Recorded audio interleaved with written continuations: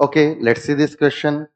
A metal wire PQ slides on parallel metallic rails having separation 0.25 metre. मतलब PQ wire की जो length है वो 0.25 मीटर दी हुई है।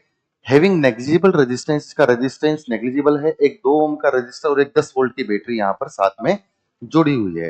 A uniform magnetic field directed into the plane, मतलब यहाँ पर एक जो मैग्नेटिक फील्ड है वो अंदर की तरफ लगाई हुई है। ठीक है, जिसकी वैल्यू दी हुई है 0.5 टेस्ला। 0.5 टेस्ला हमें इसकी वैल्यू दी हुई है। A force 0.5 newton to the left is required.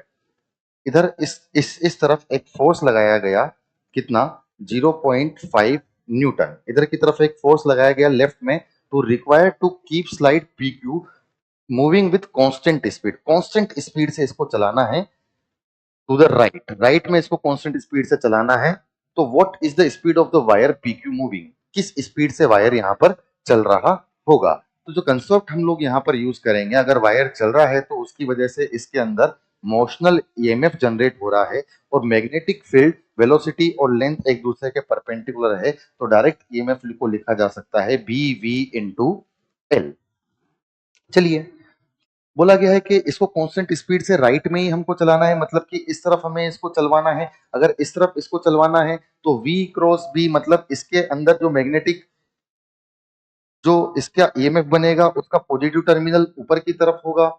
तो लिखा जाएगा कि ये EMF कितना होगा? ये EMF होगा कितना? BVL। B की वैल्यू कितनी? 0.5। वेलोसिटी V हमें पता नहीं है, L है कितना? 0.25। मतलब ये हो गया 125V इंटू 10⁻⁻³ इतना EMF इसमें लगाया। अब बोला गया कांस्टेंट स्पीड से चल रहा है, एक फोर्स इधर की तरफ लगा हुआ है। ठीक है, तो कांस्टेंट स्पीड से चलने के लिए इसमें कोई फोर्स इधर बनना चाहिए। अच्छा, वो फोर्स कौन बनवाएगा? अब एक बैटरी ये है, एक बैटरी ये है, एक रजिस्टर ये है, मतलब इसके अंदर करंट फ्लो होगी। करंट कुछ इस तरीके से फ्लो हो कि इस तरफ उस करंट के फ्लो होने की वजह से मैग्नेटिक फोर्स लगे, जो होता है IL cross B. IL cross B. L is the direction of current, B है अंदर की तरफ। अगर इधर की तरफ फोर्स बनाना है, मतलब करंट बहे इस तरीके से नीचे की तरफ, तो L क्रॉस बी मतलब इधर की तरफ फोर्स लगे, मतलब कि करंट कुछ इस तरीके से बहनी चाहिए। इसका मतलब है कि ये वाली बैटरी बड़ी होगी और ये वाली बैटरी यहाँ पर छोटी होनी चाहिए। तो अगर हम इस करंट का वैल्यू लिखें, तो इस करंट का वैल्यू लिखेंगे, ये बैटरी बड़ी है तो मतलब कि 10 माइनस इसका पोटेंशियल कितना है? 125V into 10⁻³ upon total resistance कितना है? 2 ओम। तो हमसे पूछा है कि कितनी रफ्तार होगी।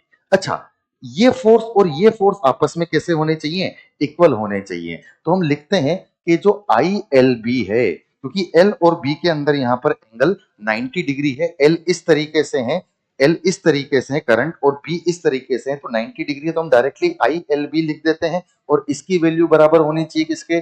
0.5 के। तो I की वैल्यू अभी अभी हमने लिखी कितनी?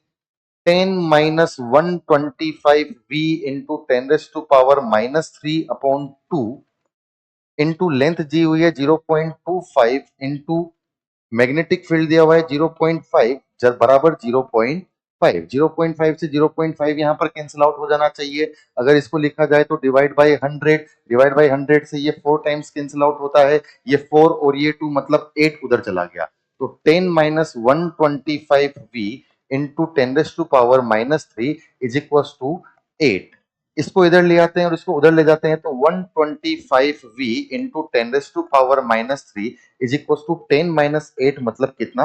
2। तो V की वैल्यू होगी 2 इंटू 10⁻³ उधर जाके कितना हो जाएगा? 1000 अपॉन 125। अगर 25 से इसको कैंसिल आउट करें तो ये हो जाएगा 40 टाइम्स, और ये हो जाएगा कितने टाइम्स? 5 टाइम्स। 5 से हो जाएगा 8 टाइम्स, तो ये हो गया कितना? 16 वोल्ट। मतलब 16 वोल्ट, सॉरी 16 नॉट वोल्ट, हमने हमने यहाँ पर ये V क्या है? वेलोसिटी है। तो 16 मीटर पर सेकंड। तो 16 मीटर पर सेकंड से अगर हम लोग इसको चलाएंगे तो इसमें इतना EMF जनरेट होगा, जिसकी वजह से इतनी करंट बहेगी, और उस करंट की वजह से इतना फोर्स लगेगा कि ये कॉन्स्टेंटली चले, मतलब ऑप्शन बी।